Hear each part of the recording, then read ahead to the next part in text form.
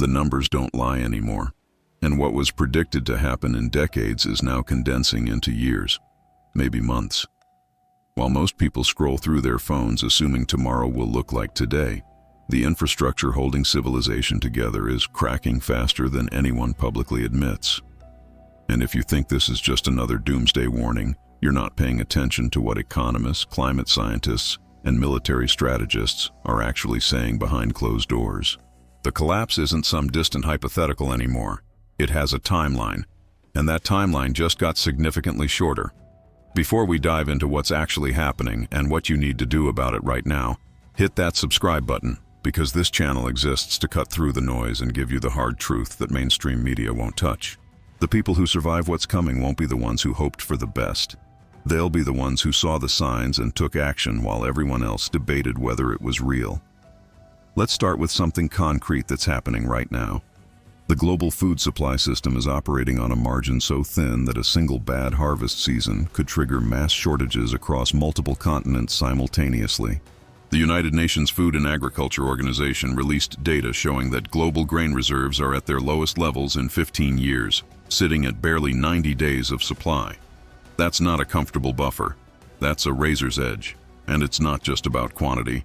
The green revolution that fed billions relied on three things: abundant cheap energy, stable climate patterns, and healthy topsoil.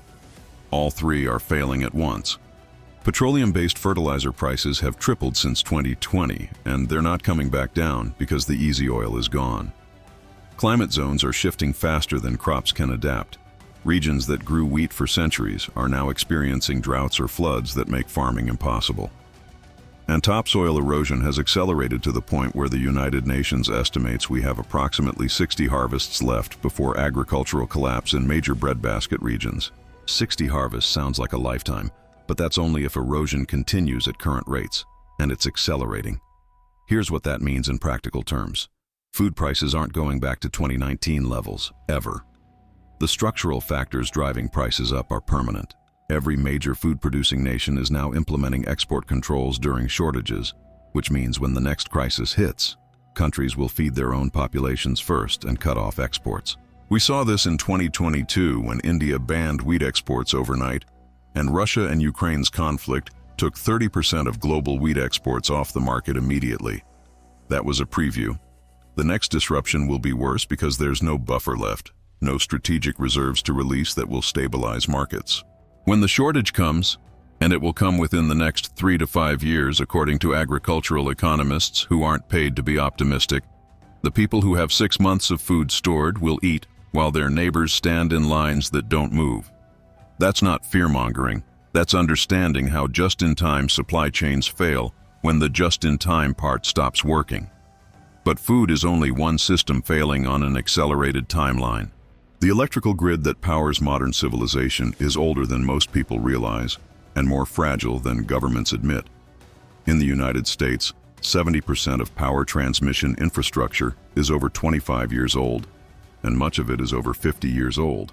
These systems were designed for a different climate and a different load capacity. Summer heat waves now push grids to failure points regularly, and winter storms cause cascading blackouts because the infrastructure can't handle temperature extremes it wasn't built for. The Texas blackout in 2021 killed over 700 people and left millions without power for days in freezing temperatures. That wasn't a freak accident. It was a stress test that the grid failed. And Texas isn't unique. California experiences rolling blackouts during fire season. Europe faced energy rationing during the winter of 2022. These aren't isolated incidents. They're symptoms of a system operating beyond its design limits with no comprehensive upgrade plan, because the cost would be in the trillions and the political will doesn't exist. What happens when the grid fails for more than a few days? Everything stops. Water treatment plants shut down within hours because backup generators run out of fuel fast. Hospitals can keep critical patients alive for maybe 3 days before generator fuel runs out, and supply chains can't deliver more. Gas stations can't pump fuel even if they have it in the ground, because the pumps require electricity. Cell towers go dark within 24 hours when their backup batteries die. Banking systems freeze because ATMs and card readers don't work, and even if you have cash, stores can't operate without power to run registers and refrigeration. A 2-week grid failure in any major metropolitan area would cause more deaths than most natural disasters, not from the initial blackout, but from the cascade of systems that depend on electricity to function. And the timeline for major grid failures is accelerating because infrastructure is aging, demand is increasing, and climate events are intensifying. Now let's talk about water, because this is where the timeline gets really compressed and really dangerous. The Ogallala Aquifer, which provides water for agriculture across 8 states in the American Midwest, is being depleted 8 times faster than it can naturally recharge. That's not sustainable. It's mining a finite resource. When it runs dry, and projections say that could happen in regions within the next 20 to 30 years, the entire agricultural output of America's breadbasket collapses. You can't grow crops without water, and you can't replace an aquifer that took 10,000 years to fill. The Colorado River, which supplies water to 40 million people across 7 states and Mexico, hasn't reached the ocean in decades because every drop is extracted before it gets there. Lake Mead and Lake Powell are at historic lows, and the water rights agreements that govern the river were written assuming flow rates that no longer exist. When those reservoirs hit dead pool levels, which could happen within the next 5 to 10 years at current depletion rates, millions of people will be living in regions with no reliable water supply. You can't drink money, and you can't negotiate with an empty reservoir. But it's not just the American West. Cape Town, South Africa nearly ran out of water completely in 2018, coming within days of day zero when taps would be turned off for 4 million people. They avoided it through extreme rationing, but the underlying problem didn't go away. The region's water supply can't support the population without consistent rainfall, and climate change is making droughts longer and more severe. Chennai, India ran completely dry in 2019, and residents had to have water trucked in at enormous cost. Mexico City is sinking as it pumps out groundwater faster than it can be replenished, and the aquifers below the city are collapsing. These aren't future scenarios. They're recent events that demonstrate what happens when water systems fail, and the frequency of these events is increasing on an exponential curve. Here's the brutal reality about water. You can survive weeks without food, but only days without water. And when municipal water systems fail, either from drought, contamination, or infrastructure collapse, you have approximately 72 hours to figure out a solution before people start dying. The average person has 0 days of emergency water stored. Most people don't even own a water filter capable of removing bacteria and parasites from questionable sources. When the tap runs dry, the grocery stores will be stripped of bottled water in hours. And then what? This is why having a multi-stage water filtration system, stored water supplies, and knowledge of local water sources isn't paranoid prepping. It's basic risk management when you understand the timeline we're actually on. The financial system is another accelerating collapse vector that most people don't see coming because the mechanisms are complex and deliberately obscured.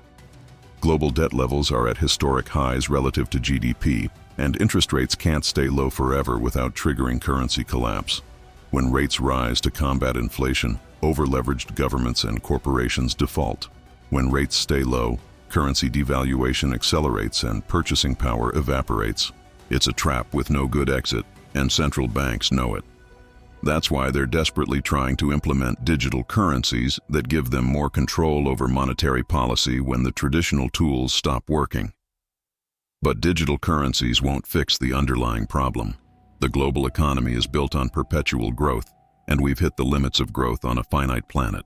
Resource depletion, environmental degradation, and declining energy returns on energy investment mean the expansion phase is over.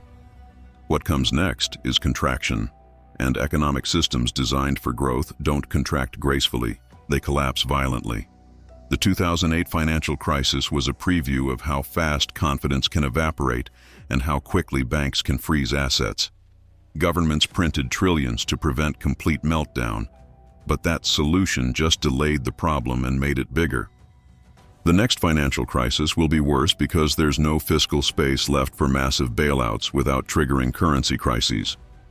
When faith in the dollar or euro or yen breaks, and it will break when people realize these currencies are backed by nothing but debt and promises, the purchasing power of your savings will evaporate in days, not years.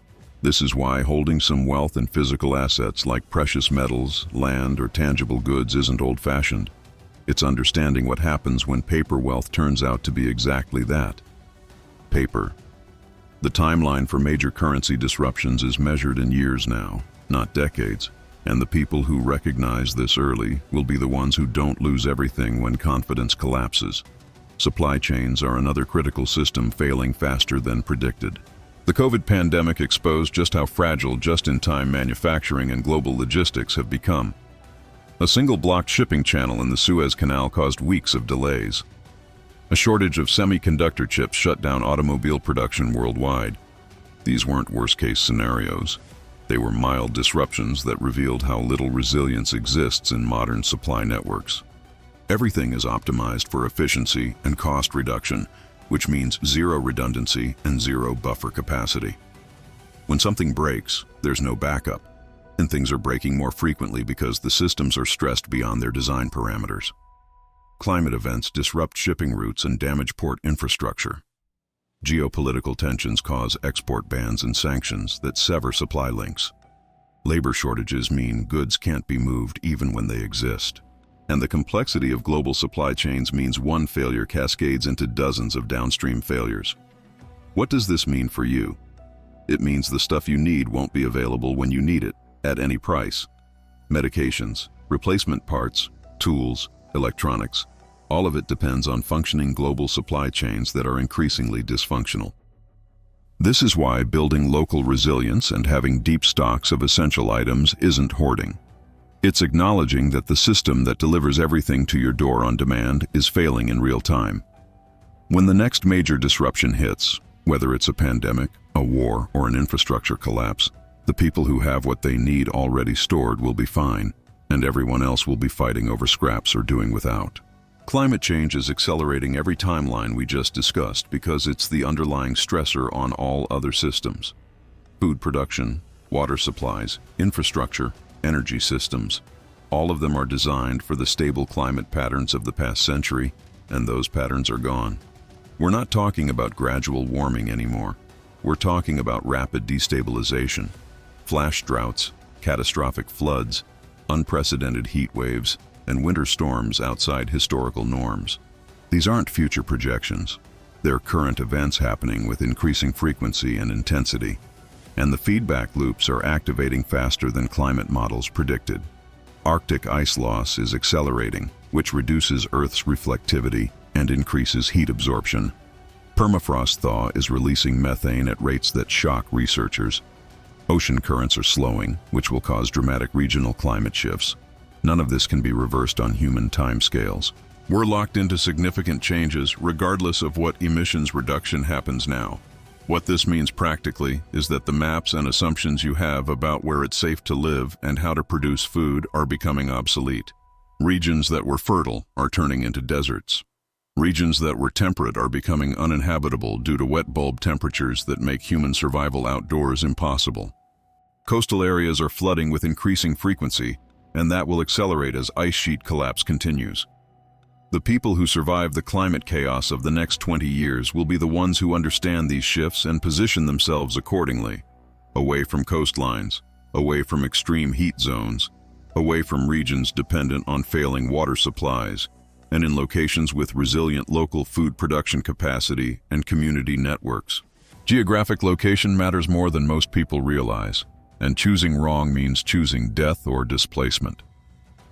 Let's talk about geopolitical instability, because resource scarcity drives conflict, and we're entering a period of intense resource competition. When nations can't feed their populations or secure energy supplies through trade, they take them by force. We're already seeing this acceleration. Territorial disputes over water rights, aggressive posturing over Arctic resources as ice melts, and nations securing supply chains through military or economic coercion. The Russia-Ukraine conflict was fundamentally about resources and sphere of influence, and it disrupted global food and energy markets immediately. That conflict is ongoing, and other flashpoints are heating up. Taiwan is the nexus of global semiconductor production, and tensions there could trigger a conflict that shuts down the entire tech industry overnight. The Middle East remains unstable, and any major conflict there could cut off oil supplies the global economy still depends on. Resource wars don't follow rules or respect borders, and civilian populations get caught in the middle or deliberately targeted. The timeline for major geopolitical conflict has shortened dramatically because the pressures driving conflict are intensifying: resource scarcity, climate migration, economic desperation, and nationalist responses to failures of globalization. And modern weapons make conflicts deadlier and faster than historical wars. A grid cyber attack could cripple a nation in hours. Precision strikes could eliminate infrastructure without occupying territory. Nuclear weapons remain a constant threat when nations feel existentially threatened. The people who understand this aren't hoping governments will prevent conflict. They're preparing to survive in a world where conflict is increasingly likely and protection from authorities is increasingly unavailable. That means skills, supplies, and networks that allow you to secure yourself and your community when larger systems fail to provide security. So what do you actually do with this information? First, stop pretending the timeline is long. It isn't. The convergence of failures we're discussing is happening within the next 5 to 10 years, maybe sooner. Some regions will collapse before others, but no place is immune when the systems are all interconnected. Second, prioritize the basics: water, food, energy, shelter, security, and community. Those are the pillars of survival when complex systems fail, and they're non-negotiable. You need a way to purify water from any source. You need at least 6 months of food stored that doesn't require refrigeration. You need backup power generation that isn't grid dependent. You need a shelter that protects you from climate extremes and security threats.